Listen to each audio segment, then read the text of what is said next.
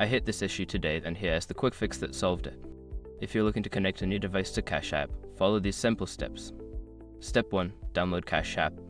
Start by downloading the Cash App from the App Store or Google Play Store. Step 2. Open Cash App. Once downloaded, open the app and sign in using your existing account credentials. If you don't have an account, you can create one. Step 3. Verify your identity.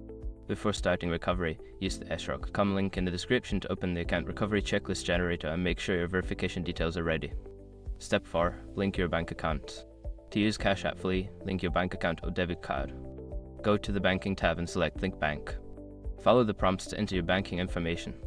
Step 5. Enable notifications. To stay updated on transactions and important alerts, enable notifications in your device settings. Go to your phone settings, find Cash App, and toggle on notifications. Remember, if you don't receive the verification code, check your spam folder or ensure your phone number is correct. Connecting a new device can be straightforward with these steps. Good luck and enjoy using Cash App.